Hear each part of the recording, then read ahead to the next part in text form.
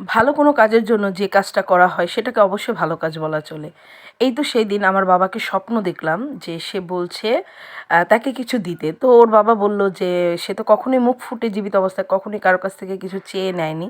তো সে যখন কিছু চাইলো তাহলে তাকে তাড়াতাড়ি করে মানে কিছু একটা হয়তো গরিব দুঃখীকে খাওয়ানোর কথাই বলেছে। তো সেই হিসাব করেই আমরা গত শুক্রবারের এই ভিডিও বললামই তো কিছুদিন যাবৎ মানসিকভাবে একটু মানে একটু খারাপ আছি সেজন্য ভিডিওগুলো প্লে করতে পারিনি। গত শুক্রবার দুপুরবেলা আমরা মোটামুটি ৩০-৩৫ জন লোকের মতন খাবারের আয়োজন করলাম। তো এই জন্য সকাল সকাল এই তো রান্নার জন্য রেডি করে নিয়েছি। এখানে গরম মশলা কিছু করে নিলাম, কারণ গরম মশলা আমার ছিল না।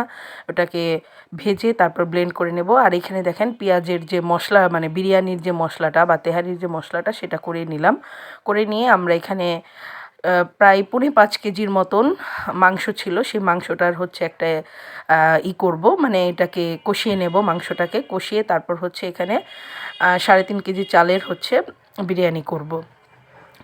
তো এইভাবে এই কাজটা মানে দুপুরে আমরা করেছি গত শুক্রবার দুপুরবেলা। যেহেতু শুক্রবারে একটু আমাদের বাসার কাছে দেখা গেছে মসজিদ আছে, সেখানে বিভিন্ন ধরনের হতদরিদ্র মানুষগুলো খুব সহজেই পাওয়া যায়, নইলে অন্য কোনো বার হলে তাদেরকে খুঁজে খুঁজে দিতে হয়। তো এটা এই জন্যই শুক্রবারে করা হয়েছে। কিন্তু শুক্রবারে আবার আমার ভাইয়ের মেয়েটার ছিল হচ্ছে বার্থডে। তো ওদের বার্থডের আয়োজন ছিল রাতে, আর এদিকে হচ্ছে আমাদের এটা আমরা দুপুরবেলা মানে করে নিয়েছি। একবার ভেবেছিলাম যে এটা হয়তো এই সপ্তাহ বা মানে এই শুক্রবার যেটা ২৬ ডিসেম্বর এই দিন করব, কিন্তু ওর বাবা বারবার বলল যে বাবু কখনোই মুখ ফুটে কারো কাছ থেকে কিছু চায়নি, যেহেতু আমাকে পরপর কয়েকবার স্বপ্ন দেখিয়েছে।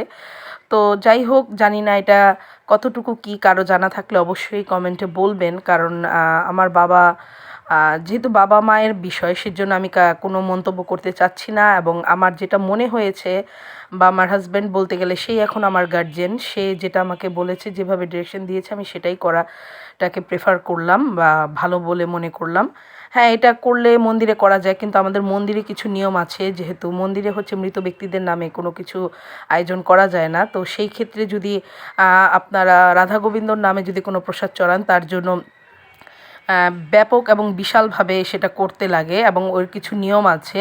তো আমরা যেহেতু এটা খুব ঘরোয়াভাবেই করার একটা চিন্তাভাবনা নিয়েছিলাম, সেজন্য আমরা ভাবলাম যে হ্যাঁ, আমাদের গরিবকে খাওয়ানোটাই হচ্ছে মূল উদ্দেশ্য। সেখানে কোনো অন্য ধর্ম বা ধর্মীয় কোনো বিষয়টা যাতে উঠে না আসে সেই হিসাব করেই আমরা এই আয়োজনটা করলাম।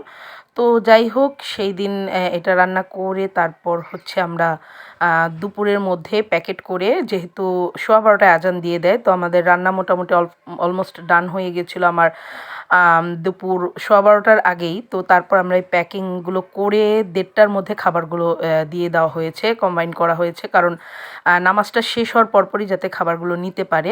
আমরা কোনো মসজিদে দেইনি, কিন্তু মসজিদের বাইরেই অনেক লোক, তো সেভাবেই ওর বাবা এগুলো দিয়েছে। এছাড়া ওই যে এটিএম বুথে সিকিউরিটি গার্ড বা বিভিন্ন সিকিউরিটি গার্ড আছে যাদের মানে আসলেই তাদের হতদরিদ্র, তাদের দুপুরবেলা কেউ খাবার দুমুঠো খাবারেরও ঠিক জোগান থাকে না। তো এই ধরনের মানুষদের কাছেই পৌঁছে দেওয়া ছিল আমাদের মূল উদ্দেশ্য।